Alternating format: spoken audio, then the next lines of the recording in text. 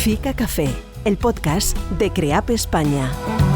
Presenta Antonio San José. ¿Qué tal? Bienvenidos a una nueva edición de Fica Café. Hoy queremos abordar un análisis sosegado sobre lo que ha significado la victoria inapelable de Donald Trump en las recientes elecciones norteamericanas y sobre todo las consecuencias que su segundo mandato puede tener en el ámbito de la economía y la geopolítica internacional. Y para hacerlo contamos con dos invitados que nos van a aportar su experiencia y sus opiniones autorizadas. José María de Araiza Carvajal es profesor universitario y secretario general de la Fundación Aspen Institute en España. Sus áreas de docencia e investigación son Derecho de la Unión Europea, Relaciones Internacionales y Poder e Influencia en las Organizaciones. José María, bienvenido. Muchas gracias, Antonio. Un placer tenerte aquí y escuchar ahora tu análisis acerca de lo que ha pasado en Estados Unidos y sobre todo lo que puede pasar durante los próximos 4 años en el mundo.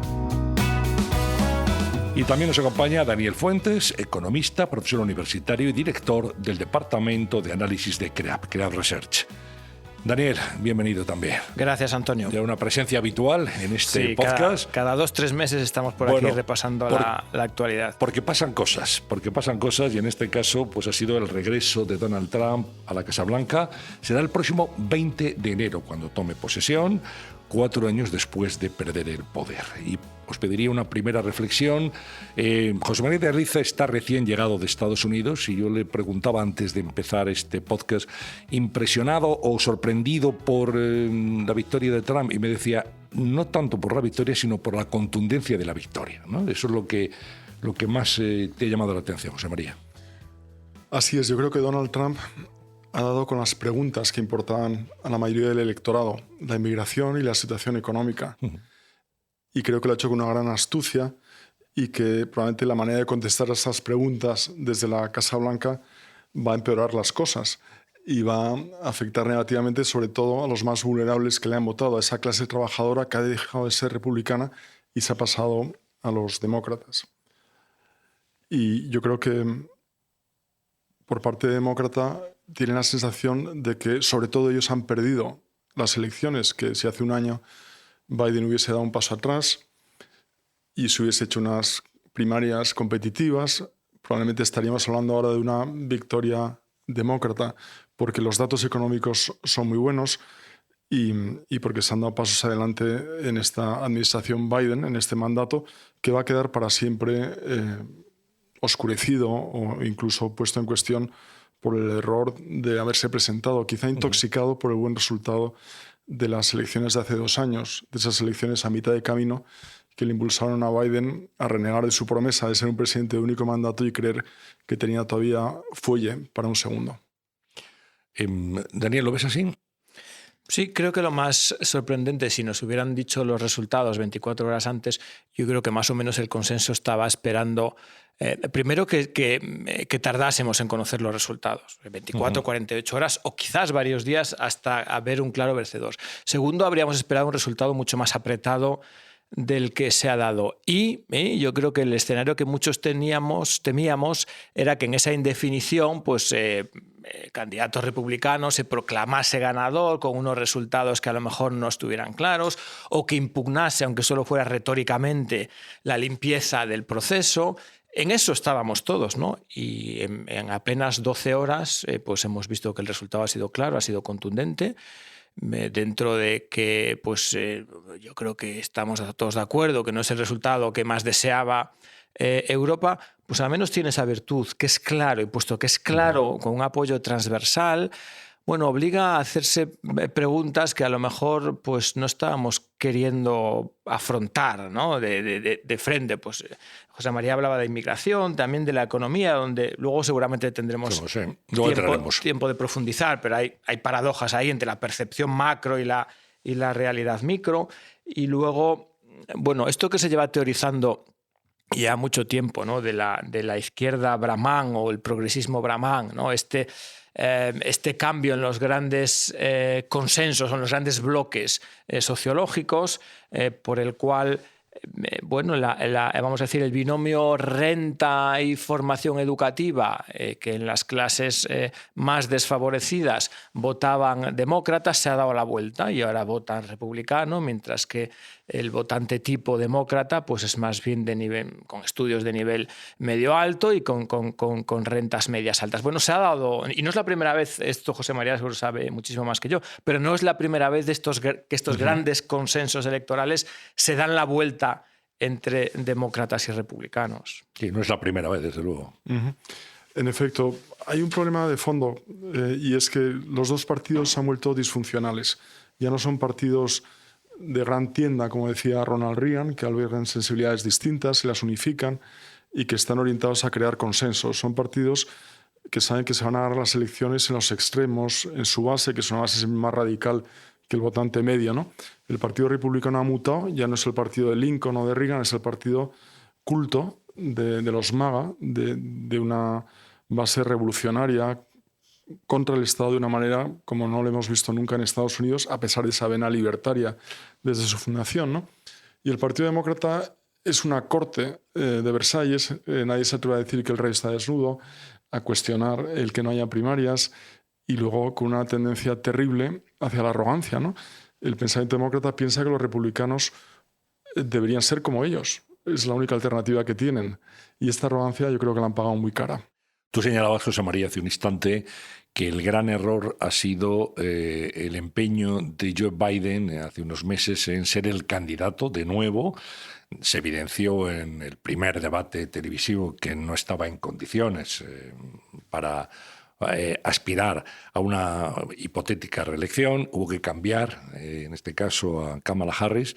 Y digamos que eso también ha sido un hándicap para los demócratas, ¿no? Frente a la contundencia de la campaña, la precampaña y la campaña de Donald Trump. Sí, lo que vemos ahora con los datos de las elecciones, que es la mejor encuesta, ¿no?, es que el 73% de los votantes querían cambio. Y Trump, con su gran astucia política, lo ha intuido muy bien y se ha vuelto a presentar como el candidato antisistema.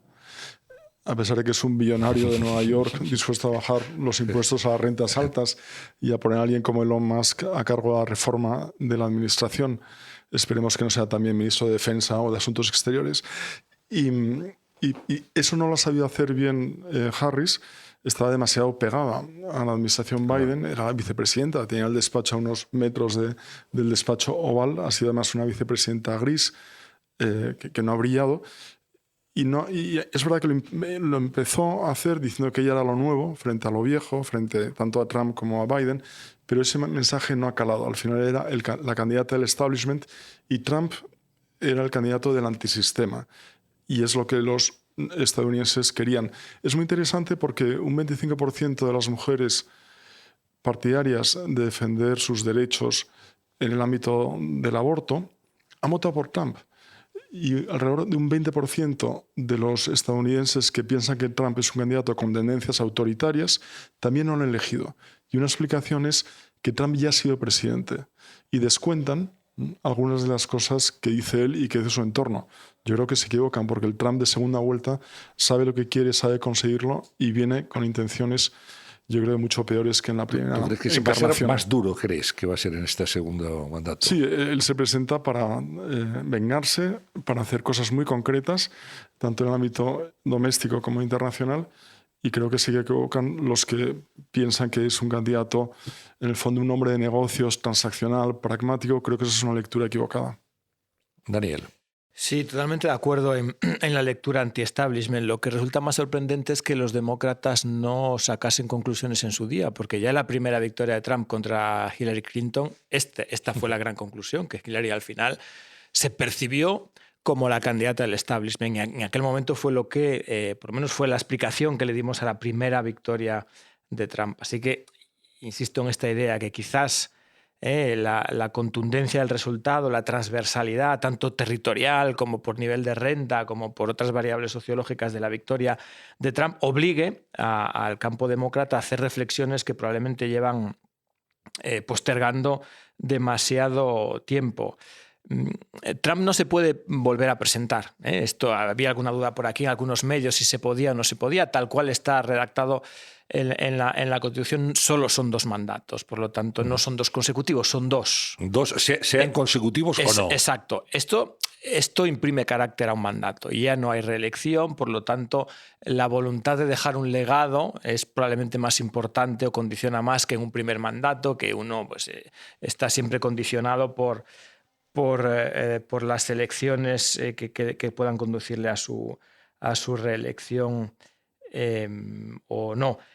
Y yo, si tuviera que sintetizar en una frase, diría que efectivamente los americanos han querido votar a Trump. Y esto debemos asumirlo. Nos puede costar entenderlo, pero hay que hacer un esfuerzo para entenderlo. Yo creo que buscar explicaciones un poco más, es que la desinformación, es que seguro que estas otras variables también tienen su importancia, no digo que no, pero Trump fue presidente, Trump estuvo en cierto modo al menos contemporizador con el asalto al Capitolio. No sé exactamente hasta dónde se demostró su implicación o no, pero desde luego contemporizó con aquello. Es decir, el votante americano sabe quién es Trump. No, ha sido juzgado y condenado también. Lo ha visto como presidente y lo ha visto como mal perdedor de unas elecciones hace 4 años. Y pese a todo, lo tenía de manera competitiva en las encuestas, hasta el punto de que no solo fue competitivo, sino que... Bueno, yo creo que eso hay que asumirlo, porque si no empezamos cualquier análisis a partir de ese realismo, vamos a seguir haciendo una mala lectura de lo que ocurre en Estados Unidos. Sí. Yo estoy muy de acuerdo con Daniel. Yo creo que una vez más hay una América olvidada que no aparece en los medios de comunicación de las 2 costas, de las grandes ciudades, como dice muy bien Daniel, de los votantes con estudios universitarios y rentas superiores. Y es una América que le cuesta mucho asumir las consecuencias de la globalización, del ascenso de China, de que se ha roto el sueño americano, ese ascensor social que hace que trabajando muy duro tus hijos tengan un futuro mejor. Hoy el código postal en el que uno nace en Estados Unidos determina más que cualquier otro dato las posibilidades de ascenso social y económico, ¿no? Eso es muy duro. Y a esa América olvidada, yo creo que los demócratas no han sabido hablarle y han preferido hablar a las minorías con su política de identidades, con la exacerbación, ¿no? del pensamiento woke, y al final esto ha sido muy contraproducente, ¿no? Hablamos de una victoria, decías, contundente en votos electorales, pero también en voto popular, que le saca más de 4 millones de votos a Kamala Harris, ¿no? Recordemos, hace 8 años él ganó en votos electorales, pero Hillary Clinton lo hizo en voto popular. O sea, que es que aquí había un cambio significativo, ¿no? Y luego ha ganado en aquellos estados decisivos que hace 4 años se decantaron por Joe Biden. O sea, esto me parece que es significativo también ponerlo de relieve. Sí, las primeras lecturas, de hecho, en nuestro informe para clientes el primer día del recuento electoral, nos decantábamos por una interpretación que ponía el foco en la desmovilización del votante demócrata, porque con el recuento que entonces teníamos, pues el resultado era que los demócratas perdían en torno a 10 millones de votos con respecto a 2020 a Biden, mientras que Trump apenas perdía 2 o 3, había una diferencia notable. Yo creo que esto ha cambiado un poco, y que aquella tesis principal de la razón primera para este resultado es la desmovilización demócrata ya no se sostiene tanto a medida que el escrutinio ha avanzado. Y creo que los datos indican a que no solo ha habido desmovilización, que es verdad que los demócratas han votado con menos intensidad que hace 4 años, sino que muy probablemente haya habido también transferencias de voto del bando demócrata al bando republicano. Y luego es José María un mandato, el que vamos a ver el 20 de enero, sin contrapesos.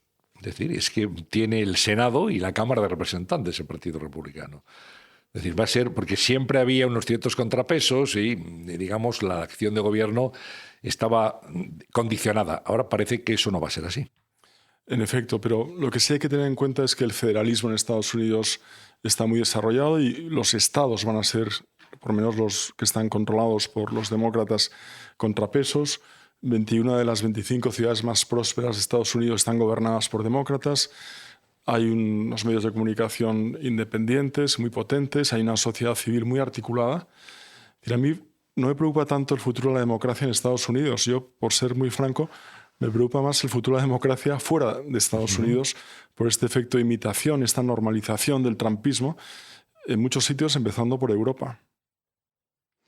Sí, yo creo, efectivamente, ¿no? Si pasamos del análisis doméstico al análisis internacional, hay algunas lecciones que, aunque sea pronto, podemos ir extrapolando. Una de ellas hace referencia a calidad democrática, como decía José María, pero también a la economía, ¿no? Nos puede resultar un poco chocante, y más en el contexto, por lo menos desde la visión un poco perjuiciosa que tenemos desde Europa, oye, un presidente saliente que tiene un buen balance macroeconómico en Estados Unidos juega con ventaja, ¿no? Es difícil ganarle cuando eres presidente y además presentas un buen balance económico. Porque es verdad que el empleo llegó a estar en mínimos históricos y aunque ahora ha subido unas decimitas, la tasa de paro sigue en torno al 4,1%, o sea, prácticamente eso, mínimos históricos. La economía de Estados Unidos crece y crece bien. La inflación, pues yo creo que ya está en valores mucho más asumibles, del 2 y pico por ciento. La política de tipos de interés de la Fed ha resultado, yo creo, con perspectiva, pues la adecuada. Es verdad que en algún momento los economistas pensábamos que la subida de tipos había sido muy abrupta y que a lo mejor la desescalada tenía que ser... Bueno, yo creo que la foto de conjunto es razonable. Y sin embargo, los electores no han premiado esa gestión. Ahí hay algo realmente a lo que tenemos que prestar atención. Porque quizá han votado desde su economía, desde su propia situación doméstica. A veces los economistas nos obcecamos un poquito con nuestras herramientas de trabajo, ¿no? Con el cuadro macro. Entonces, pues prestamos atención, obviamente, a la sostenibilidad de las cuentas públicas, al saldo por cuenta corriente, a la evolución del PIB o de la renta per cápita, inversión, etcétera, que son indicadores, pero no debemos olvidar que el fin último es que el ciudadano perciba ese crecimiento. Y si el ciudadano no lo percibe, más allá de sesgos cognitivos que también merecerían un apartado, porque hay, de hecho hay gráficas que circulan, seguro que los oyentes las han podido ver, del FT y de otros medios, donde la percepción en función de quién sea el votante sobre el entorno económico cambia mucho, pero más allá de sesgos cognitivos, hay una realidad que es la del poder adquisitivo, y si uno ve que su entorno, escucha que su entorno económico progresa más que adecuadamente y que el shock de la pandemia quedó atrás y que el shock de precios energéticos está superado, pero en su realidad no lo ve, pues eso acaba pasando factura. Y eso es claramente exportable a una situación económica como la española. Se dan exactamente los mismos ingredientes: un buen comportamiento macro, términos de crecimiento, de población, de renta per cápita, de creación de empleo, de reducción de la tasa de paro, de mejora de las cuentas públicas, del sector exterior. Es decir, el cuadro macro va con la intensidad y en la dirección que todos desearíamos, y sin embargo hay cierto todavía malestar económico de fondo, cierto, o por lo menos insatisfacción, no sé si malestar, insatisfacción, pues porque esa bonanza macroeconómica no acaba de ser percibida en los hogares. No obstante, hoy justo hablando con un amigo que ha pasado mucho tiempo en Nueva York y en Boston, me decía, con estos mismos datos macroeconómicos, si fuera al revés, es decir, si fuera al final de un mandato de Trump hubiera vuelto a ganar. Es decir, que también la capacidad de comunicación con mensajes muy directos, en el caso de Trump además sin estar nunca apegado excesivamente a la verdad, ¿no? Trump ha negado, por ejemplo, que la inflación haya bajado. En 2022 estaba en 9,1, ahora está en 2,4, ¿no? Lo ha negado durante toda la campaña. Ha negado que la inmigración esté más controlada este año que el año anterior, cuando ha bajado un 58% la entrada de inmigrantes sin papeles en Estados Unidos, gracias sobre todo a la labor de México, que ahí sí que ha ayudado a Harris, ¿no? Por lo que pudiera pasar con Trump, ¿no? Yo creo que también estamos jugando un partido desigual, ¿no? Entre demócratas y trumpistas, ¿no? Bueno, seguimos en clave económica. Daniel, hay una palabra que se teme en Europa y que la teme China también, que es la palabra arancel. Los aranceles que Estados Unidos puede imponer. Se habla de en algunos casos del 60% para productos chinos, hasta el 50% para los procedentes de la Unión Europea. Esto va a trastocar, digamos, la circulación de bienes en el mundo. ¿Cómo va a afectar? A ver, yo de momento quiero pensar, aunque estoy seguro que se va a materializar de alguna manera, pero de momento lo veo más como un arma disuasoria. Creo que dentro del posicionamiento comercial de Estados Unidos, pues esa baza, el mero anuncio de aranceles es suficientemente disuasorio para que otros competidores o socios se sienten de manera bilateral, y esto quizás es tan importante como el tema de los aranceles, pues que el orden internacional basado en los organismos multilaterales, en el que cuando tenemos discrepancia nos sentamos todas las partes en torno a una mesa a buscar soluciones, pues va a salir muy debilitado. Yo creo que esto es el gran debe de los años que vienen. En cuanto a los aranceles, son muy golosos en el muy corto plazo porque pueden sonar bien, ¿no? Qué bien me van a proteger, ¿no? Van a proteger la industria doméstica y por lo tanto vamos a tener más empleo aquí, por lo tanto toda la competencia del resto del mundo pues vamos a estar al abrigo de ella. La evidencia demuestra que son soluciones que en el largo plazo debilitan la competencia, debilitan la calidad de los productos, encarecen los precios de manera inmediata, pero además desincentivan la innovación y la capacidad competitiva. Cuando tú no tienes un adversario, un rival, y sabes que vas a vender, por ejemplo, pues tus vehículos en tu mercado y no tienes que estar atento a lo que los chinos o los europeos puedan hacer, bueno, pues eso desincentiva claramente la competencia. Es decir que, bueno, medidas que pueden sonar bien en el corto plazo, pero que cuando uno las analiza en el medio y largo plazo, pues no son buenas noticias. ¿Tú cómo lo ves, José María, la política arancelaria anunciada por Trump? Trump parece que es un gran creyente en esta política y que la va a llevar a cabo, ¿no? Y porque también ha dicho que es la manera de financiar el gasto público. Él quiere bajar impuestos y necesita fuentes adicionales de ingresos, pero muy de acuerdo con Daniel que a corto plazo puede funcionar, pero que puede generar una hiperinflación incluso. Si a eso añadimos además el frenar la inmigración, incluso el cerrar la frontera y empezar deportaciones masivas que tienen muchos problemas jurídicos, incluso constitucionales, eso puede hacer que el mercado de trabajo también se resienta y la atracción de talento, que es tan importante para Estados Unidos, para que siga compitiendo pues, en la carrera de la revolución tecnológica o en otros ámbitos estratégicos, la posición de Estados Unidos se resienta, ¿no? Ha sido la otra gran palanca, digamos. La gente ha votado en clave económica, de economía doméstica, y ha votado también por una política de inmigración donde Trump ha anunciado deportaciones, como tú dices, deportaciones masivas, y vamos a hacer que América no sea, entre comillas, como dice él, invadida por otros trabajadores de otros países, ¿no? Eso plantea problemas, tú lo decías, pero ¿es una política realista en realidad? Creo que Trump está haciendo un flaco favor al futuro de su país, porque para seguir siendo una economía muy competitiva y abierta necesita inmigrantes. Y mano de obra para determinados trabajos, ¿no? No solamente mano de obra, sino talento. Pensemos en todos los grandes emprendedores de Silicon Valley vienen de fuera de Estados Unidos. Los abuelos de Trump no es un ejemplo de gran emprendedor, simplemente heredó mucho dinero, ¿no? Pero venían de Alemania. En fin, Estados Unidos es el caso más exitoso no ya de una Unión Europea, sino de unas Naciones Unidas, ¿no? de ser capaz de integrar a gente que viene de países muy distintos y muy rápido a través del sueño americano. Yo creo que Trump ha inyectado unas dosis de xenofobia, de sospecha, de culpar al inmigrante de los problemas que son reales, económicos, sociales, que son muy negativos para el conjunto de la sociedad. Y creo que en la medida de lo posible hay que combatir ese lenguaje de odio, ¿no? Sí, yo creo que se focaliza mucho, Daniel, en la inmigración latina. Sí, yo creo que Trump, como buen hombre de negocios, es muy consciente de que esa inmigración trabajadora es necesaria. Y vuelvo al tema, hago la misma analogía de lo que comentábamos antes con los aranceles. Creo que parte es retórica disuasoria, aunque seguramente tendrá su materialización en el terreno.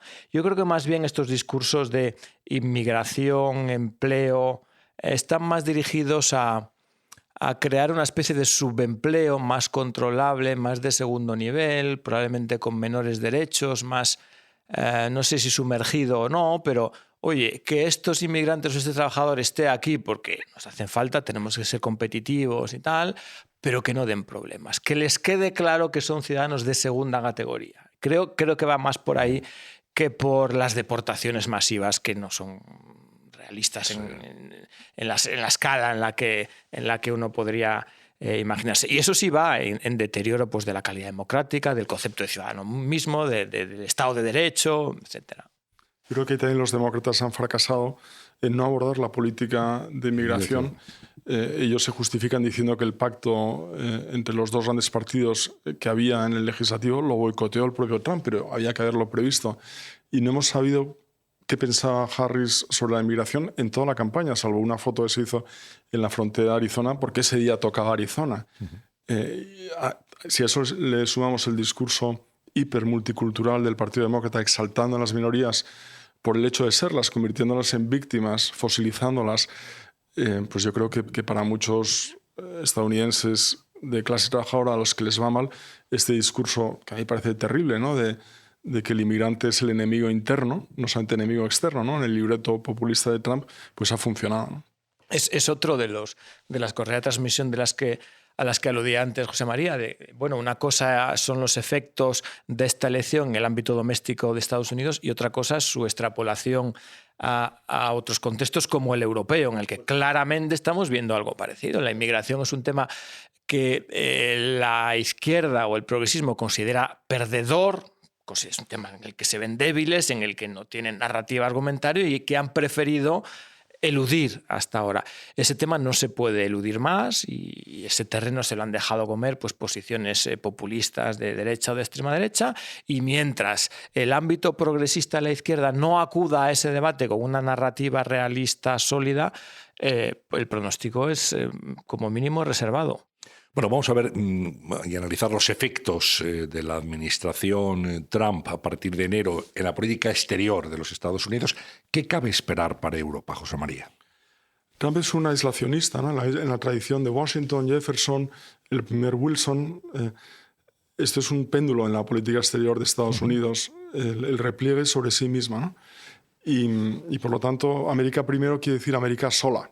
No cree en las alianzas, no cree en las instituciones multilaterales, está a favor del Brexit y además tiene una admiración confesada hacia hombres fuertes, incluyendo dictadores como Vladimir Putin, ¿no? Esto no presagia nada bueno.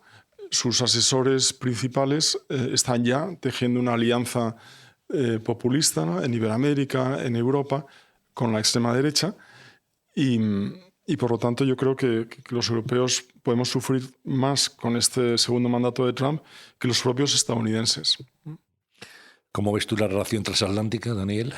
Pues mira, yo no comparto esta visión que empieza a ser un poquito de consenso en medios y opinión de que, bueno, ya hemos visto que muchas veces en el proceso de construcción de la Unión Europea, cuando estamos al borde de las grandes dificultades, pues Europa siempre encuentra una salida.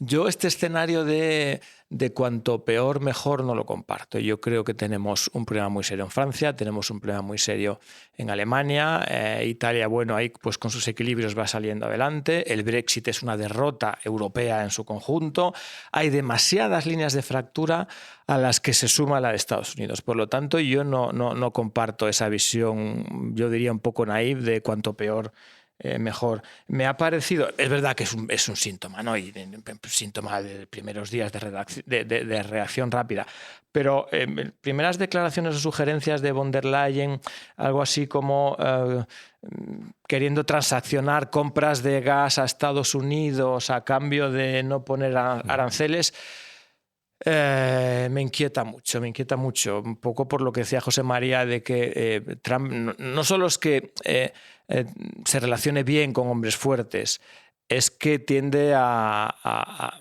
no relacionarse bien con los que no muestran esa fortaleza, ¿no? Por lo tanto, una actitud un poco de subrogación de Europa a ver si Estados Unidos se porta bien con nosotros, y, en fin, yo no me tranquiliza. Y luego la gran preocupación ahora mismo en Europa.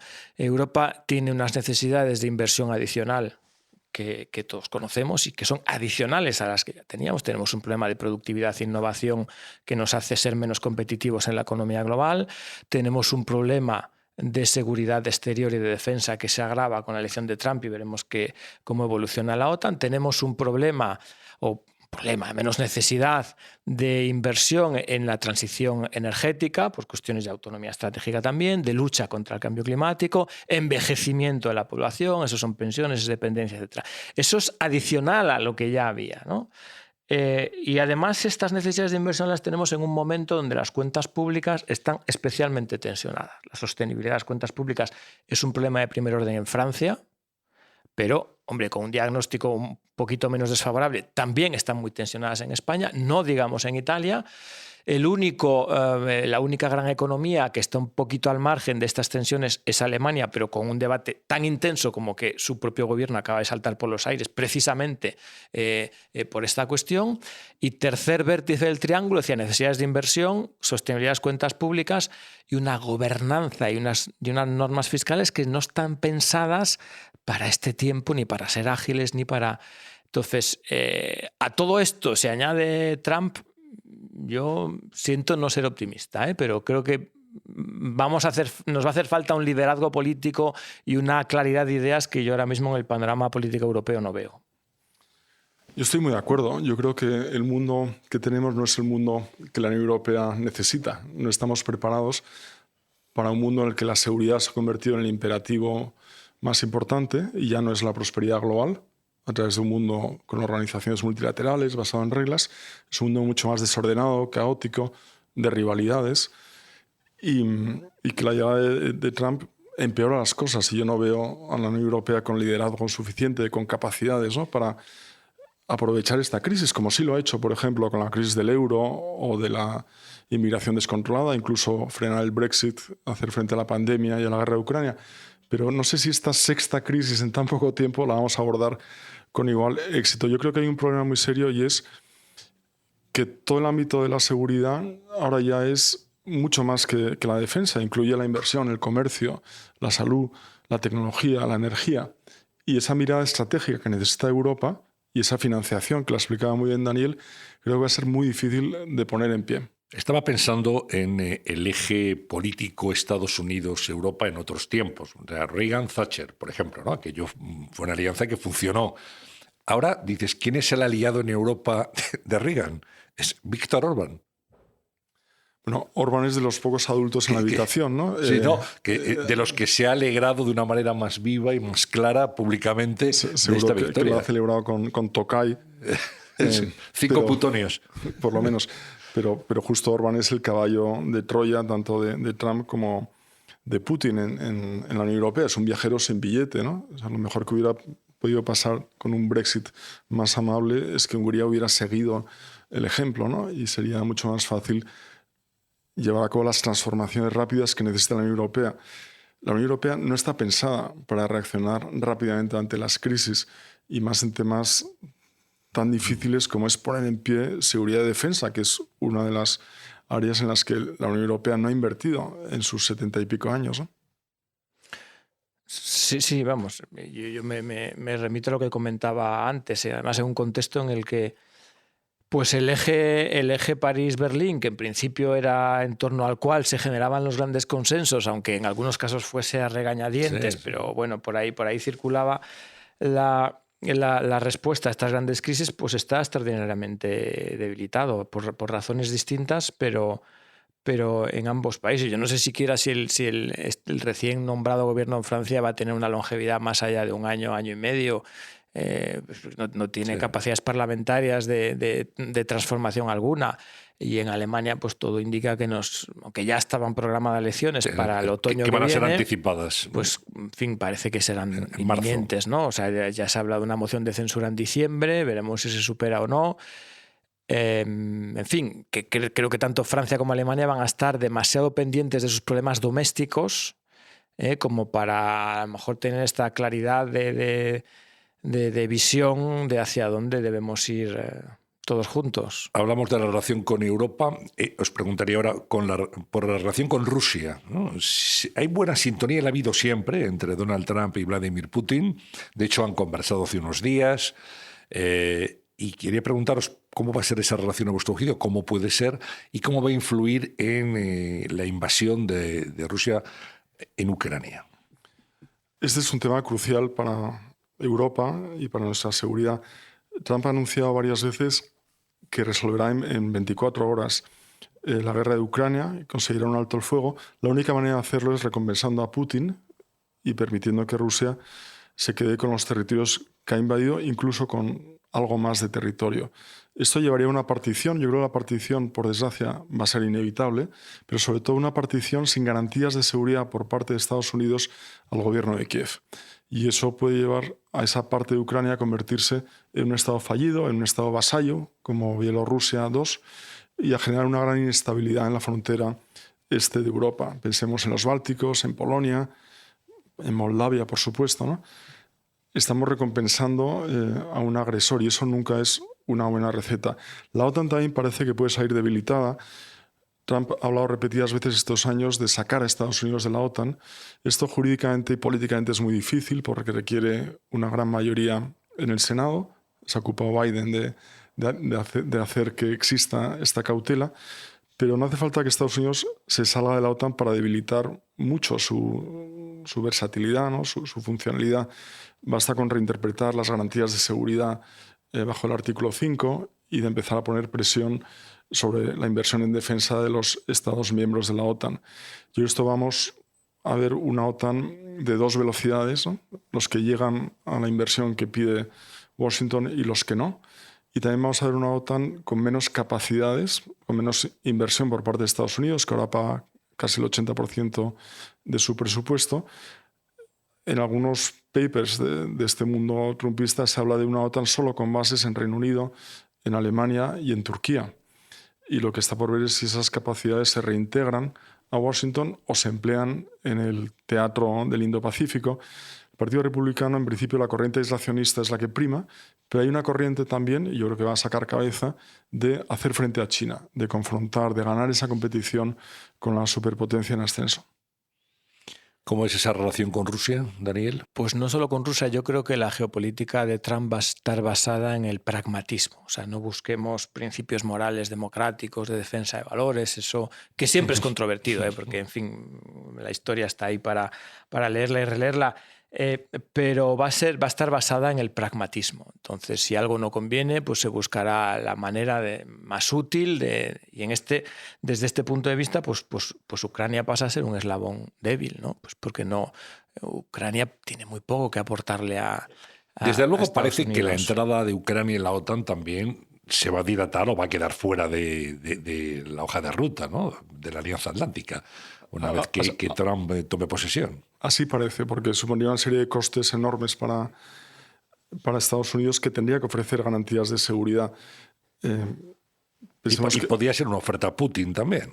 Exacto, pensemos que en los precedentes de particiones, ¿no?, de Corea o de Alemania durante la Guerra Fría, las miles y miles de contingentes de soldados estadounidenses que hubo que poner sobre el terreno. Yo creo que el pragmatismo que señala Daniel es un pragmatismo irreflexivo, porque no hay nada más práctico que la OTAN, no hay nada más práctico que la OMC, o que hacer que funcionen bien las organizaciones multilaterales con las reformas debidas para incluir al sur global. Pero eso estaría claramente en interés de Estados Unidos y del resto de países occidentales. Sí, yo acompañaría pragmatismo de bilateralidad. O sea, Trump va a ver el mundo de tú a tú, de uno a uno, ¿no? No lo va a ver de manera coral. Y eso, pues, a los que no estamos en esa visión bilateral, que somos los europeos, pues nos va a costar. ¿Y cómo se va a enfrentar a China, a tu juicio? Pues fíjate, yo creo que ahí el contencioso de fondo es el de la competitividad, el del comercio internacional, yo insisto, creo que ahí la línea va a ser también la del pragmatismo, ¿no? Y a lo mejor hay dosieres en los que Estados Unidos es perdedor y juega más duro y no le queda más remedio que protegerse detrás de unos aranceles, pero tampoco deberíamos sorprendernos si de repente resulta que Xi y Trump llegan a acuerdos que en principio nos habrían parecido poco probables, ¿no? Ahí creo que se va a imponer la visión de hombre de negocios de Trump. Más, no vamos a ver un Trump diplomático, vamos a ver un presidente hombre de negocios, pues tratando y probablemente insisto, de minimizar pérdidas en aquellos dosieres en los que sepa que es claramente perdedor, pues ya se buscará la manera de que la pérdida sea la menor posible, que la pueda compensar de otra manera. Yo no veo esa visión tan racional, porque en el primer mandato Trump lo que hizo es ir hacia el aislacionismo y dejó mucho sitio a China, la potencia ascendente, pues por ejemplo para sustituirle en temas de libre comercio en el Pacífico, para entrar todavía con más fuerza en los países del sur global. El problema es que el poder nunca deja vacíos, que si la superpotencia occidental no es proveedor de estabilidad global, lo va a ser cada vez más China en alianza con Rusia, con Corea, con Irán. Y esos pactos bilaterales de Trump creo que van a ser más caprichosos que racionales. Totalmente de acuerdo en lo de que el poder no deja vacíos. Y en este caso, cuando Europa mira a Ucrania, yo creo que el remordimiento ahora será, hemos tenido 2 o 3 años y todo lo que hemos conseguido es congelar la situación a la espera de que el hermano mayor de Estados Unidos nos encaminase hacia algún tipo de solución. Bueno, pues por no haber tenido la madurez institucional de comportarnos como adultos, una Europa que no es adulta en el ámbito de la seguridad internacional, pues ese espacio lo va a ocupar otro, y lo va a ocupar el pragmatismo de Trump con Putin. Por cerrar, aunque hay muchos más flecos, pero por cerrar un poco los conflictos internacionales, hablamos de Israel, la relación que va a tener con Netanyahu y luego la guerra de Israel en Gaza.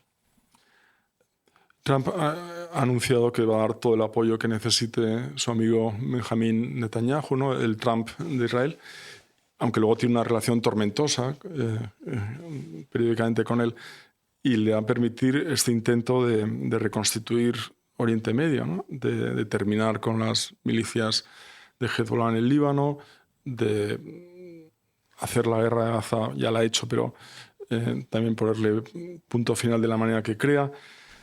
Es decir, algo que perjudica mucho además a la imagen de Occidente en el sur global. Estamos ahí perdiendo nuestro poder de atracción, ¿no? Por los dólares estándares en Ucrania y en Israel.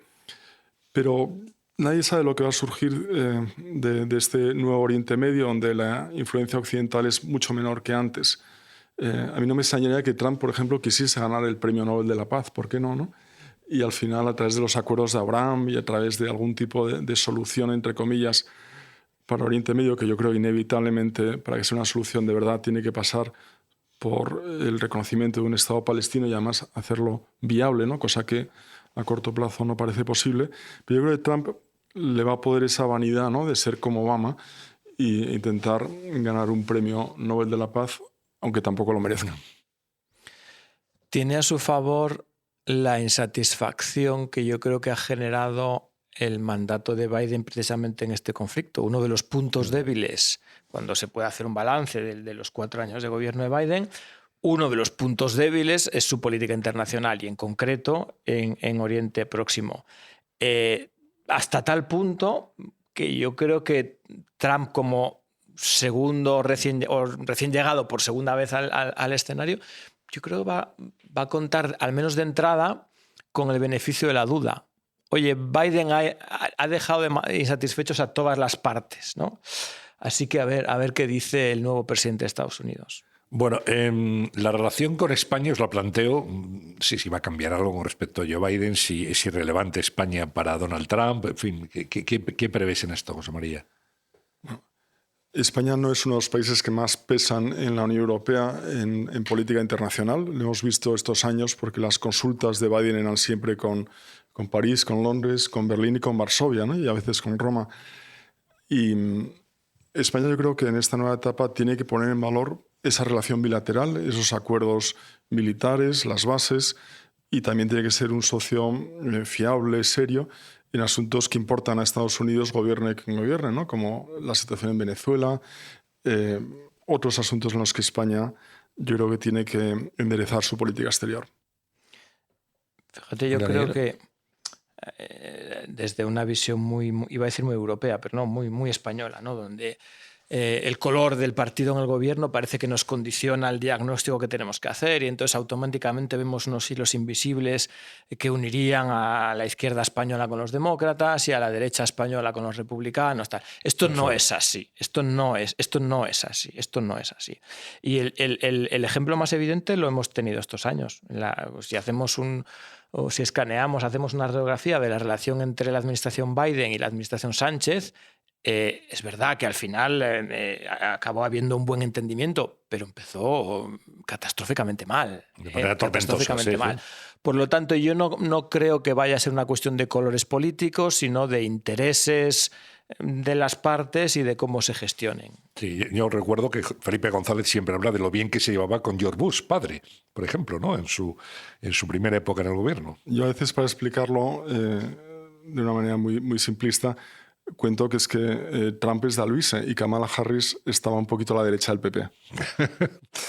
Bueno, terminamos. ¿Os inquieta la figura muy omnipresente en este momento de Elon Musk en torno a la nueva administración? A mí sí me inquieta. Trump. A mí sí me inquieta, porque no sé hasta qué punto, supongo que lo veremos en las próximas semanas, ha sido un acompañante en la trayectoria electoral de campaña y, bueno, en fin, las campañas son como son, se juega duro muchas veces y aparecen este tipo de personajes que pueden ayudar en algún momento, no solo en Estados Unidos, en España también, o si efectivamente va a jugar algún papel determinante en la administración.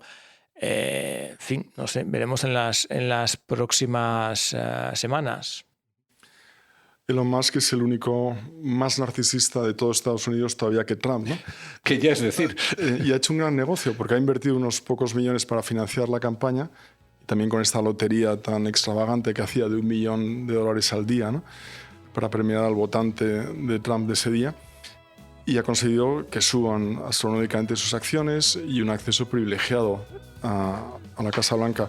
Yo creo que, como es inteligente, no querrá entrar en el gobierno para no incurrir en muchísimos conflictos de intereses. Y hay que recordar que Elon Musk está en manos de China, porque la mitad de sus coches eléctricos se producen en la zona de Shanghái. Tesla, recordemos, SpaceX y también la red social, que es decir, que es toda una figura en el conglomerado empresarial norteamericano. Pues llegamos hasta aquí. Habría muchas más cosas que analizar. Desde luego lo dejaremos para una próxima oportunidad. El 20 de enero a las 12 de la mañana tomará posesión frente al Capitolio Donald Trump por segunda vez como presidente de los Estados Unidos de América. Muchísimas gracias, José María de Ariza, por tus opiniones, muy frescas además después de este viaje que has hecho viviendo las elecciones allí en Estados Unidos.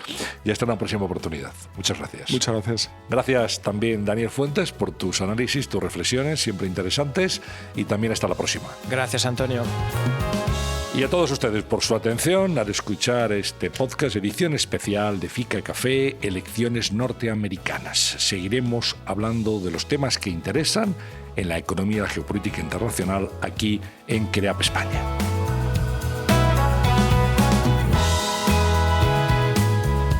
Fika Café. Nos une la comunicación.